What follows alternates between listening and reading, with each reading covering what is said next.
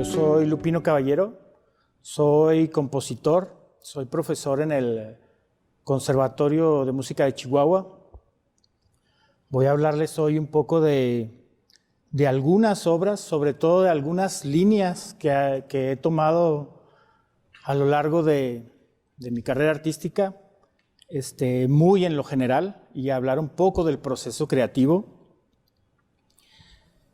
Bueno, antes que nada quiero empezar con esta cuestión que son las dualidades, que es probablemente lo que más ha estado inmerso en mi trabajo creativo desde que comenzó.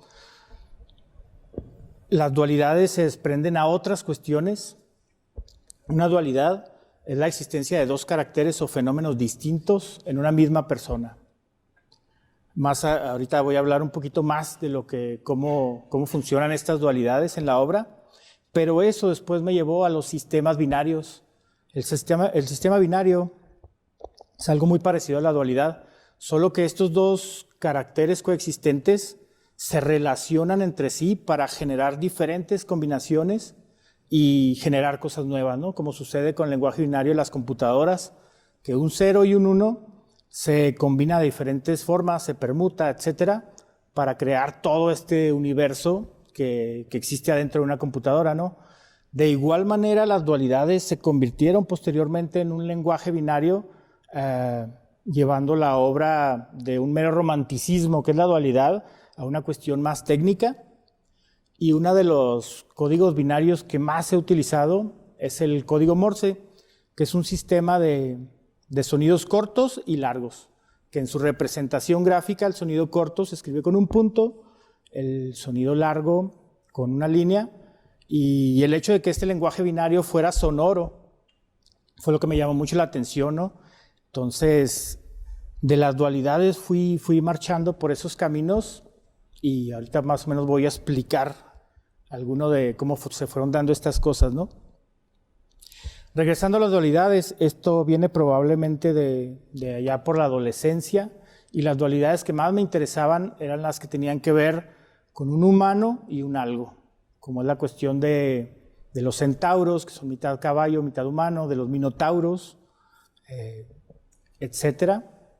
Y a lo largo fui encontrando diferentes dualidades, sobre todo en la literatura, ¿no? Por ejemplo, está el caso del Dr. Jekyll y Mr. Hyde, en donde coexiste el monstruo y el doctor en un mismo cuerpo, pero se van turnando uno a uno, ¿no? Existe esta disociatividad en donde van por turnos. Está, por ejemplo, el lobo estepario, en donde Harry, el personaje principal, tiene su lobo, pero el lobo es una cuestión más patológica, ¿no? No es tanto tan tangible como el monstruo en el Dr. Jekyll.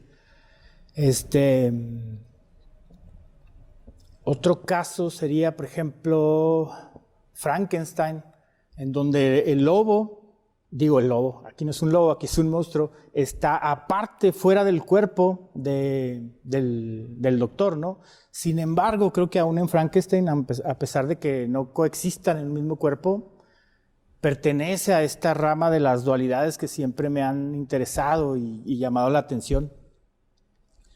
Al grado de que Lupino Caballero es un reflejo de esa dualidad, ¿no? O sea, yo decidí cambiarme el nombre por el cual me llamaba mis amigos, la sociedad, mi familia, y buscar uno que tuviera relación con estas dualidades. Entonces, bueno, la bestia o el animal que más me siento identificado con es el lobo, y de la raíz en latín del lobo, que es lupus, viene posteriormente lupino, y caballero es ese lado humano de la cuestión, ¿no? Todo esto sucedió mucho antes de que yo decidiera dedicarme a la música o al arte o a lo que sea, ¿no? Entonces, obviamente, cuando entro a este mundo, las dualidades se vuelven una forma de expresión, y este nombre que había adoptado yo se vuelve un nombre artístico, ¿no? Que es comúnmente como ahora se ve comúnmente, ¿no? Una obra que les quiero recomendar de este periodo, esta obra es del 2006, es La Metamorfosis, está basada en en Kafka, en el cuento de Kafka, que es esta dualidad insecto-humano, en donde, curiosamente, bueno, Gregorio Samsa, que es el personaje principal, aparece ya convertido en un insecto gigante y toda la transformación sucede en su cabeza, ¿no? El hecho de tener un cuerpo de insecto va haciendo que a lo largo del cuento cada vez él piense más como un insecto. Esta obra del 2006 la compuse para un concurso, fue ganadora del concurso Guitarras sin Fronteras, que se festejó allá por abril del 2006. Esa obra tiene muchas representaciones, ha sido grabada en varios discos, la pueden encontrar muy fácilmente en internet. Hay una versión que aparece junto con la partitura, que los gráficos de la partitura no son precisamente de alta calidad, pero se pueden dar una idea de cómo va funcionando la música junto con la obra escrita. Bueno, estas dualidades, como les dije, en algún momento me llevaron al código Morse. El código Morse es un lenguaje de puntos y líneas o de sonidos cortos y largos, más propiamente, en donde la línea o el sonido largo equivale a 3 veces lo que equivale el punto. Entonces, rítmicamente, bueno, eso me da muchas opciones, ¿no? Si mi punto es un valor, no sé, de corchea, de 16avo, etcétera, pues el sonido largo iba a durar 3 veces eso. Posteriormente fui llevando eso a las distancias entre las alturas, entonces de repente las distancias entre las alturas estaban únicamente basadas en 2 distancias particulares. Al principio eran el 1 y el 3, porque respetaba mucho el código Morse tal cual. La distancia entre cada punto y línea es de un silencio de un punto. La distancia entre 2 letras es de 3 puntos de silencio y la distancia entre 2 palabras es aproximadamente 5 puntos de silencio, pero esto varía dependiendo del que esté ejecutando el código, ¿no? Con esos parámetros, la primera obra que hice compuesta basada en código Morse fue un cuarteto de cuerdas que estrenó el Cuarteto Cromano allá en Monterrey. Esta obra en su totalidad tiene proporciones del código Morse en todos los aspectos. En esta diapositiva que les muestro existe el principio de la partitura, en donde se delinea la palabra nota, que es el nombre de la obra, y esta está basada en un poema de Paola Tasay. Entonces, en base al texto del poema, yo fui traduciendo eso a música de diferentes formas, que ahorita más o menos voy a ir explicando. Aquí en este diagrama podemos ver, por ejemplo, en el cuadro rojo, a la letra N, que es línea y punto. Entonces tenemos un sonido largo que dura 3 pulsos, marcado ahí con el 3 rojo, un silencio de un 1 negro y luego un sonido de un pulso de un 1 rojo. Entonces todos los sonidos largos y cortos los pongo abajo con los números rojos, en el caso de la N 3, 1, en el caso de la O, que son 3 sonidos largos, pues 3, 3, 3, separados por sus respectivos silencios. Si se fijan, entre la línea y el punto de la N hay un punto negro de silencio, y entre la N y la O, que ya son 2 letras distintas, hay 3 pulsos de silencio. Entonces, de esta manera, rítmicamente se va acomodando el código Morse, tomando el pulso como el punto y 3 pulsos como la línea. Más adelante, en la otra diapositiva, ya muestro diferentes formas de abordar el código Morse. En las partes que están encerradas en azul, esas son partes libres, esas son partes que yo sentía que la obra necesitaba, que no están ligadas al código Morse, ¿no? Esa es parte de lo que mi oído me decía, ¿no? Las partes que están en rojo, que deletrean la palabra alma, el código Morse se presenta en base a las distancias de las alturas. Entonces podemos, por ejemplo, ver en el violín 1 cómo entre la primera nota y la segunda, el si y el do, hay un semitono de distancia, pero entre esa nota y la que sigue hay 3 semitonos de distancia. Entonces las distancias entre las alturas son las que ejecutan el código y va apareciendo la palabra alma. Abajo, en la viola y en el cello, de manera rítmica aparece él, porque aquí este fragmento lo que dice es el alma. Entonces, ahí es una cuestión meramente nada más rítmica. Aparece el pizzicato Bartók, que es un sonido violento en la viola, y aparece un cello haciendo un sonido también muy fuerte y violento, pero no tan estridente como lo sería en la viola, ¿no?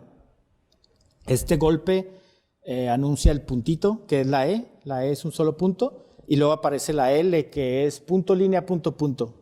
Por eso tenemos ahí 1, 3, 1, 1. Aparece el 1 igual que en la E, y aparece la línea con un tremolado más largo en la viola para aparecer después otros 2 puntos y delinear la letra L. Al final de este pasaje quise experimentar el Morse desde un punto de vista de la tesitura, poner los puntos en un sonido muy agudo y poner las líneas en un sonido grave. También dice la palabra alma, pero ahí están separados por esta cuestión, todos los puntos al violín primero, todas las líneas al violonchelo. Y al final, en este último ejemplo, aquí quise ser muy literal, tanto las distancias de las alturas como las duraciones y como la articulación están concentradas en este código Morse. Este es un párrafo, entonces agarré las 4 líneas del párrafo y las transcribí al Morse literal a los 4 instrumentos que tenían en el cuarteto de cuerdas. Y bueno, esta fue la primera obra que escribí con Morse, y es nada más para que se den cuenta que ya desde la primera obra el Morse se empezaba a desparramar de diferentes formas, ¿no? Tanto en las alturas como en las articulaciones, obviamente en las duraciones, que es como el Morse se aplica de manera original, y así fui creando estos universos sonoros en base al código Morse, que obviamente no es entendible para la escucha, excepto en la cuestión rítmica. Probablemente si alguien sabe código Morse logre detectar ahí esos patrones, pero que sin embargo, igual que las computadoras, ¿no? La cosa corta y larga, el 1, el 0, el punto, la línea, me van llevando a través de combinaciones a generar todo este universo que viene de las antiguas dualidades, ¿no? Bueno, esta obra, el Cuarteto de Cuerdas, sí está por ahí en internet con el Cromano, precisamente con quien lo estrenó. Pueden acceder también. Todas las obras estas están en YouTube.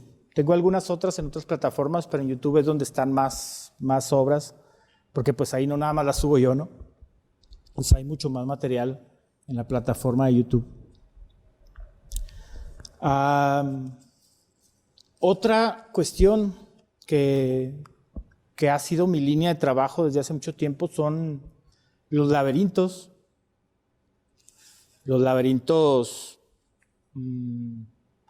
desde la primaria yo recuerdo que en estos cuadernos de cuadrícula diseñaba laberintos ahí para que los fueran resolviendo mis compañeros, ¿no? Desde primero de primaria tengo el recuerdo de hacer este tipo de cuestiones.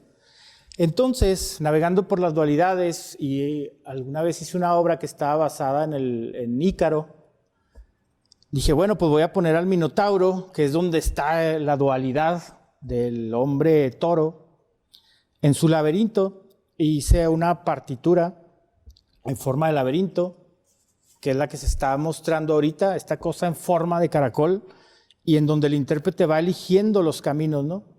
Originalmente este era el preludio de la obra, después desbaraté esta pieza también fue hecha para un concurso, pero esta obra sí no obtuvo ningún premio. Desbaraté la obra, me quedé con ese preludio, laberinto. Esta obra es probablemente la más viejita que les voy a mostrar. Esta obra es del 2003. Yo todavía era un alumno, no sé si de propedéutico o ya de licenciatura, pero todavía era un alumno cuando generé este laberinto. Si se fijan en el centro hay una clave de sol, ahí es donde parte el camino. Hay flechas conectoras que te dan la opción o de avanzar y regresar. Entonces el laberinto está diseñado para que vaya uno avanzando. Llega un punto donde ya no hay retorno, ¿no? Para que el intérprete no pueda durar horas ahí.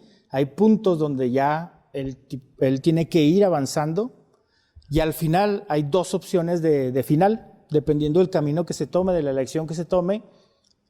Estas líneas que están abajo son las que llevan a un final o al otro. Creo que este es el antecedente más antiguo de lo que son los laberintos y que de alguna manera vinieron también de las dualidades por la cuestión esta del Minotauro, pero que bueno, que son cosas que yo siempre me han gustado y creo que los laberintos siempre es una fascinación de cualquiera, ¿no? Estas cuestiones. Hay diferentes tipos de laberinto. Hay laberintos que están para salir de ellos, hay laberintos que están hechos para entrar, hay laberintos que están hechos como prisión, en el caso del Minotauro, o como barrera de una ciudad. Todos estos laberintos, en sus diferentes connotaciones, obviamente tienen que ver con una cuestión también humana y personal, ¿no? El querer encontrar algo, pero el sentir que estamos atrapados en un laberinto y que tenemos que llegar generalmente al centro de o el querer escapar de algo, el estar atrapados en un laberinto y querer salir, el rodearnos de un laberinto para defendernos del mundo exterior, de las otras personas, etcétera, o el enjaular aspectos de nosotros que no nos gustan en un laberinto. Todas estas connotaciones de los laberintos en relación al ser humano se fueron mezclando ahí también en la obra y constituyen una línea importante del trabajo que hago. Esta otra obra está basada en serpientes y escaleras en el juego. La partitura, como pueden ver, es un tablero de serpientes y escaleras y los músicos van literalmente jugando. Serpientes y escaleras no es propiamente un laberinto, sin embargo, los laberintos me abrieron el mundo a las obras abiertas. Una obra abierta es cuando uno le da muchas libertades al intérprete. Por ejemplo, un compositor hace parte de la obra y el intérprete crea la otra parte. No solo la interpreta, ¿no?, sino que termina de componer la obra. En las obras abiertas yo les doy más libertades, o bueno, se dan más libertades y el intérprete toma más decisiones creativas. Entonces, los laberintos me llevaron a conocer las obras abiertas y de ahí me empecé a interesar en estas cuestiones. Me di cuenta que en el juego de serpientes y escalera, realmente lo único que hace uno es ir avanzando, ¿no? Todo el drama, toda la diversión está en la posibilidad de poder avanzar más rápido o de caer. Muy similar a como sucede en la vida, ¿no? Cuando uno tiene una meta y de repente toma un cierto atajo y avanza más rápido y ahí va uno todo muy contento, pero de repente pasa un revés y termina uno más abajo de donde estaba. Entonces esta connotación que tienen serpientes y escaleras con la vida también me gustó mucho y el hecho de que yo pudiera hacer una partitura abierta, pues también. Entonces, esta partitura tiene muchas versiones. Esta es para guitarra o guitarras. Entonces, se puede tocar cada hilera como una pieza independiente para guitarra sola. Hay una que se llama El Camino del Suertudo, que es el camino más corto para llegar al final. Hay otros que son caminos que tienen que ver con una cierta sonoridad predominante. Cada una de las líneas que están ahí, horizontales, tiene un carácter estético muy particular y muy diferente a la otra. Las de abajo son más lentas, las de arriba son más rápidas y aunque todas tienen cosas que se relacionan entre sí, son muy diferentes entre sí. Entonces, al darle predominancia a una, pues la obra se sumerge en este tipo de sonoridad de esa línea en particular. De esta obra también creo que hay dos versiones en internet. Hay una que se tocó en Chile, o sea, Pedaba Cázar es el guitarrista, pero no recuerdo, es para guitarra sola y él la toca a manera de suite, una línea cada una. Y está una del cuarteto Tetractis que tocó en la Sala Ponce de Bellas Artes en México, una versión en donde ellos pasaron a 4 personas del público con la partitura a jugar en ella y ellos fueron siguiendo lo que cada uno de los jugadores del público iba resultándoles en los dados, ¿no? Hasta que, bueno, uno gana y se termina la obra. Serpientes y Escaleras es del 2009. sea, es posterior a la Metamorfosis, muy posterior al Laberinto del Caracol, que es del 2002, 2003. Y esta obra que les voy a mostrar es más nueva, se llama Tres colores del vino, esta es del 2015. Entonces aquí ya están dos juegos de los que les hablé mezclados. Están las obras abiertas por la partitura en forma de copa, como se puede ver en la diapositiva, pero también está el código Morse. El código Morse, desde que apareció en ese cuarteto, ha estado apareciendo en todas las obras, en veces mucho, en veces poquito, en veces nada más en la estructura, en veces nada más en un pasaje, pero siempre ha habido ya algo de él en la obra, ¿no? Entonces, lo que estamos viendo es una partichela, o sea, es la parte individual de una guitarra. Cada copa se da una copa diferente para cada instrumento. Entonces tenemos módulo 1, módulo 2, módulo 3. Comenzamos obviamente por el módulo 1 y vamos llegando hasta el fondo de la copa. La obra tiene tres partes, se llama Tres colores del vino. La primera se llama blanco, rosado y tinto, ¿no? Entonces en cada una está dividida en estas tres secciones. Aquí a un lado vemos, por ejemplo, el código Morse de cómo se seleccionaron las alturas para el primer movimiento, sobre todo para el primer módulo del primer movimiento, ¿no? Que es el blanco. Entonces lo que hice fue generar toda la escala que me daban las letras de la palabra blanco en proporciones de 2 y 4. Había mencionado que el Morse, esa proporción de 1 y 3, el punto y la línea, aquí lo modifiqué a 2 y 4. ¿Por qué? Porque el 2 y 4 me da una escala que en música conocemos como tonos enteros, que es una escala muy neutra. No tiene resoluciones, no tiene estas cuestiones que tienen las escalas tradicionales. Y para el blanco, que quería algo muy neutro, pues esa escala me iba a servir. La escala se conforma de puros tonos, o sea, 2, 2, 2, 2, 2. Y al hacer yo 2, 4, hago un coqueteo con esa escala, simplemente quitando algunas notas y regalándome ese color. Entonces les digo, las proporciones de 1 y 3 ya no las utilizo, o sea, en veces sí, pero ya no.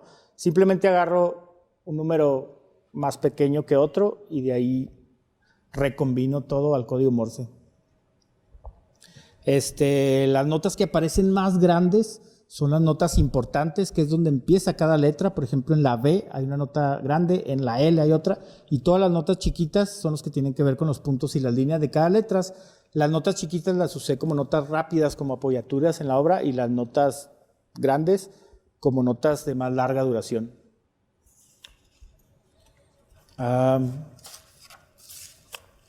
Aquí tengo un fragmento del movimiento 3 del tinto, el módulo 1, en donde, por ejemplo, ahí cada instrumentista tiene una proporción distinta. Ahí aplico el código Morse en base a distancias entre las alturas y en base a ritmo.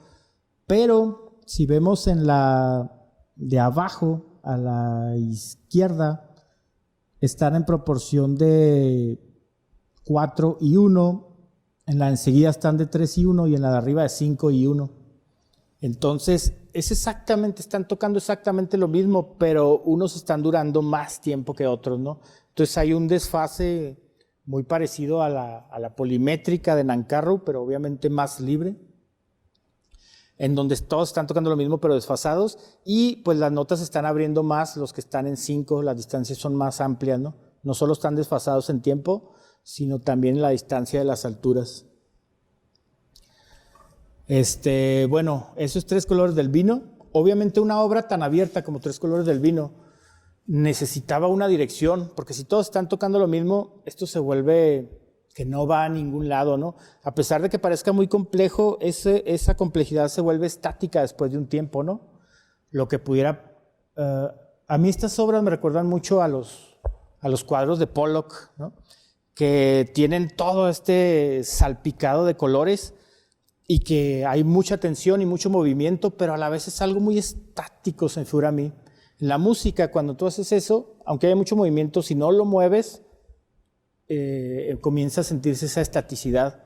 Entonces empecé a generar direcciones para mover esto, para hacerlo más grave, más agudo, para agarrar la masa y extenderla un poco como lo haría Xenakis en su momento, con sus obras así, donde se mueven muchas masas. Y bueno, en este gráfico que les muestro son más o menos las direccionalidades que agarré. No son todas, pero creo que sí son las más importantes. Entonces, por ejemplo, el vino blanco, donde yo quería representar un estado de ebriedad en donde uno termina muy abajo, muy en el piso, muy, no sé, muy mal, pero en el sentido de abajo. Se fijan, todas las gráficas están tendientes hacia abajo. O sea, las alturas terminan muy grave, la velocidad termina muy lento, la intensidad del sonido termina muy bajito. Y en cuestión, la gráfica de abajo, la que tiene los puntitos, lo que está hasta abajo son las alturas musicales, do, re, pa, y lo que está arriba son sonidos más complejos, ¿no? Son estas cuestiones que no podemos identificar como alturas. Entonces, también hay un juego entre esta dualidad de los sonidos complejos y las alturas regulares. Y bueno, pues en este está como muy equilibrado, ¿no? Cada una de las líneas forman los 3 módulos que habíamos visto en las copas, entonces tengo el cuadrito dividido en 3. Si lo ponemos así, es como la copa y sus 3 módulos. En el rosado es este grado de ebriedad más como social, en donde de repente alguien empieza a hablar más fuerte y luego alguien más, y de repente todos están gritando y ni cuenta se da, ¿no? Entonces, los sonidos de esta obra son muy agudos, por eso la gráfica de arriba está siempre arriba, en los agudos. La intensidad va de lo más bajito a lo más fuerte, que es el gráfico en rojo, etcétera, ¿no? Entonces, todos estos movimientos de cómo se iba a comportar la masa fueron calculados previamente por estas gráficas y algunas otras, pero les digo que estas son las principales. Y el vino tinto, pues es ese momento de ebriedad más peligroso de todos, ¿no? Donde no sabemos qué pasó, no sé por qué amanecí en este pueblito que no conozco, con estas personas que no conozco, etcétera, ¿no? Es donde se pierde toda esa conciencia. Y en esta parte, la última parte del módulo 3 de esta es totalmente improvisado. Hago algunas sugerencias textuales, pero permito a los músicos que se den la libertad de improvisar casi libremente, ¿no? Por esta cuestión. Bueno, ya voy a una de las últimas piezas que voy a mostrar. Esta pieza es mucho más reciente. Esta pieza la compuse el año pasado para el Sistema Nacional de Creadores. Se llama Laberintos de Meditación. Ahorita, en este momento no se ha estrenado, pero supongo que cuando ustedes vean la grabación ya va a haber algo en internet, porque el 11 de octubre se va a estrenar algunas de estas en el Festival de Arte Nuevo, en el FAN. Entonces, probablemente ya haya algo en línea para cuando ustedes estén viendo este video.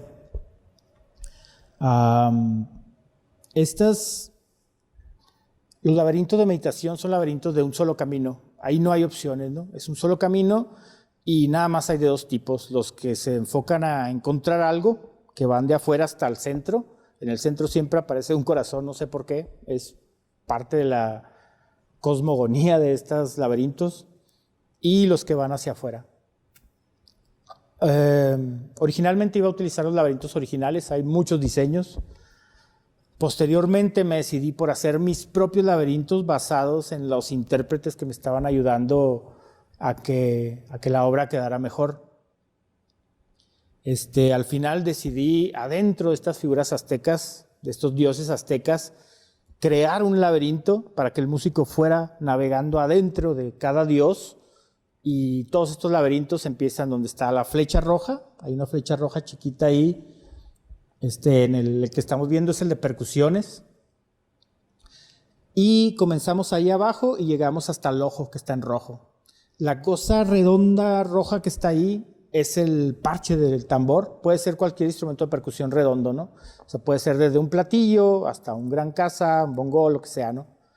Y la idea es que la mano derecha vaya siguiendo la trayectoria del laberinto conforme va cambiando el timbre, y la mano izquierda va haciendo las cosas que tiene ahí marcadas, ¿no? Como poner unas llaves, ostinatos rítmicos, etc. Entonces, lo que buscaba aquí era, la música funciona por parámetros. O sea, tenemos el parámetro de la intensidad, donde nosotros le decimos al músico, aquí quiero que crezcas, aquí que bajes súbitamente, aquí que te mantengas en un volumen regular, aquí que, etcétera, ¿no? Ese es un parámetro, el parámetro de la intensidad que escribimos en las partituras. Está el parámetro de las alturas, que es lo que escribimos en el pentagrama, do, re, mi, bla, bla, bla. Está el parámetro del timbre, donde nosotros le decimos al intérprete, aquí lo quiero más metálico, y si es una cuerda frotada, pues tendrá que mover el arco más rumbo al puente, aquí lo quiero con más presión del arco. Entonces hay muchos parámetros que están funcionando en la partitura y que se mueven a través del tiempo, ¿no? Yo lo que hice fue tomar esos parámetros, ponerlos como si fuera un mapa, e insertar el laberinto en esos parámetros para que el intérprete fuera navegando en ellos, pero ellos estuvieran fijos. Obviamente, al irse moviendo en ellos, los parámetros van a ir cambiando gradualmente. Toda esta obra son de cambios muy graduales, muy sutiles. Al fin y al cabo, están basados en laberintos de meditación, entonces hay una cuestión de la meditación ahí presente. Entonces es un sonido constante en el caso de casi todas las obras. En el caso de la voz no, por ejemplo, porque no podemos respirar eternamente, pero es un sonido muy constante en donde esos mismos parámetros, conforme él va avanzando en el laberinto, se van modificando, van bajando la intensidad o van subiendo, se van volviendo más distorsionados o más claros, hasta el final siempre en todos los laberintos llegará a una especie como de calma. Les muestro así otros nada más para que los vean. Ya no voy a profundizar en ellos. Este es el de cuerdas. Si se fijan, hay un diapasón ahí dibujado a un lado para que el músico, conforme se vaya moviendo en el laberinto, también vaya moviéndose en el diapasón de su instrumento, ¿no?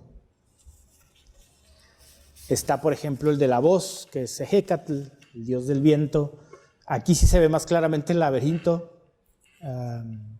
Y en realidad esta es la cabeza del dios, solo que está acostada hacia abajo.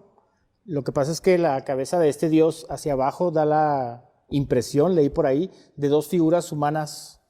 Entonces, por eso puse nada más la cabeza y hacia abajo, para resaltar esa cuestión de las figuras humanas que aparecen en la cabeza de este dios. Ahí, por ejemplo, los cambios son en base al timbre, ir cambiando de un sonido con la boca más abierta, más cerrada, retraer la lengua, redondear los labios, etcétera, ¿no?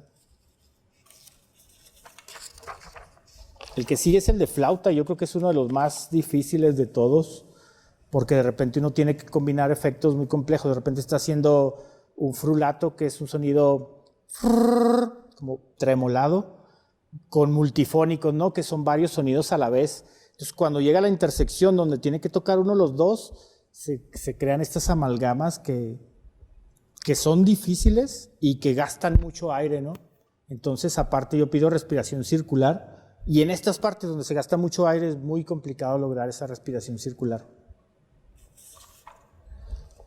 El que sigue es el de guitarra. Si se fijan, hay números cerrados en un círculo, son las cuerdas, 6, 5, 4, 3, 2, 1. Tenemos también un dibujo del diapasón para que conforme vaya avanzando el laberinto, él vaya recorriéndose en el diapasón. Y tengo algunos otros efectos. Casi siempre está el efecto del trémolo, ese prrr, el trémolo irregular. Hay sonidos distorsionados y sonidos más puros. Eso es algo que está en la estética de todos los laberintos, ¿no? Y por último, el de clarinete. Es más o menos parecido al de flauta por ser un aliento, pero pues con los efectos propios del clarinete, ¿no? Las cuadritos esos negros, blancos y negros con blanco, es la cantidad de aire. Cuando es el cuadro negro, él está emitiendo un sonido puro. Cuando está negro con blanco, es un sonido con aire. Y cuando es blanco, es puro aire. Entonces va fluctuando entre aire, sonido con aire y sonido conforme se va moviendo, además de los efectos que están del lado izquierdo y los tremolados de siempre y esas cuestiones. Y la última obra que les voy a enseñar es una nueva versión de Serpientes y Escaleras que hice también para el Sistema Nacional de Creadores. Esta obra la acabo de terminar hace un mes, la tengo que entregar el mes que entra. Es una obra Si se fijan, el dibujo muy diferente a la versión aquella de Serpientes y Escaleras que hice cuando era joven. Es una obra más abierta porque es para cualquier instrumento, y el hecho de trabajar una obra para cualquier instrumento es muy limitante en muchos aspectos, porque un efecto que puede hacer la flauta no lo puede hacer la guitarra, y un efecto que puede hacer el piano no lo puede hacer la voz. Entonces hay que buscar sonoridades que comprendan a todos los instrumentos o a la mayoría, ¿no? Y hay, de todos modos, hay cosas en donde el instrumentista va a tener que buscarle a ver cómo hace eso que yo pido, que en algunos instrumentos es muy fácil, pero en otros no. Entonces logré, creo que, encontrar más o menos esas cuestiones que pueden hacer todos los instrumentos para hacer un solo tablero para cualquier instrumento. La notación, si se fijan, es mucho más gráfica que la primera. La primera era un pentagrama normal que iba avanzando en el tablero. Eran muchas más casillas, lo cual hacía que la obra fuera siempre muy larga. Creo que el hecho de que esta esté más compacta le va a dar una mayor versatilidad en cuanto a duración y otros aspectos. Y pues bueno, este es como el Serpientes y Escaleras Reload 2.1.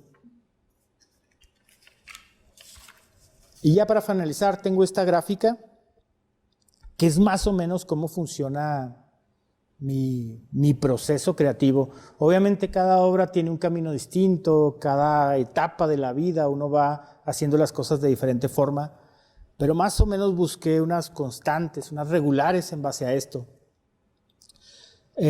Todo el recuadro gris es el proceso creativo, y luego tenemos una línea hacia lo que es la partitura, o sea, todo el mundo interior hacia la partitura. Los puntos rojos pequeños es donde pueden en veces nacer estímulos. Entonces, por ejemplo, tengo arriba el yo, el mundo interior, o sea, mi pasado, mis experiencias y todas esas cuestiones que en veces retroalimentan la obra o en veces nacen de ellas mismas, ¿no? Por eso tiene un puntito rojo. Los fenómenos del mundo exterior, como en veces son los libros, Kafka, las dualidades, Serpientes y Escaleras, que en veces están generando, parto de ahí para generar una obra. Las dualidades, que se fijan, la dualidad está abarcando absolutamente todo, desde el mundo interior, el mundo exterior, las representaciones gráficas, porque soy muy amante de hacer dibujos antes de empezar a escribir sonido, de tener estructuras y cosas muy gráficas. Probablemente también por eso terminé haciendo partituras muy gráficas. Y los tecnicismos musicales, ¿no? Todos los conocimientos de música que me puedan ayudar para la obra. Si se fijan, hay veces que la obra puede nacer de un gráfico, puede nacer de la dualidad en su forma más pura, de mi yo interior, de mi experiencia, de mi pasado, del mundo exterior, como el caso de los libros, o de un tecnicismo musical que yo quiera específicamente experimentar con cierto sonido de tal instrumento, y eso me vaya a generar una obra. Si se fijan, hay flechas por todos lados, todos se interconectan, una obra puede tener 5% de mi mundo interior, 10% del exterior, 15% de los tecnicismos musicales, etc. Entonces siempre los porcentajes varían. Puede que en incluso alguno esté totalmente en ceros el porcentaje, pero creo yo que son las cosas que siempre giran en mi mente cuando estoy pensando cómo hacer algo de estas cuestiones. Y bueno, pues quiero agradecer a la UACH, a Artes, por haberme invitado a dar esta charla. Les digo que son cuestiones muy generales, son algunas de mis líneas principales de trabajo, pero pues son cosas muy generales de la obra, ¿no? O sea, cada obra es un mar de profundidad que tiene muchísimas cosas, pero creo que con esto más o menos englobo un poco de estas líneas principales y cómo se relacionan con el proceso creativo, con mi yo, con el mundo exterior, etcétera, y con lo que quiero reflejar del mundo a través del sonido, ¿no? Que es lo más importante.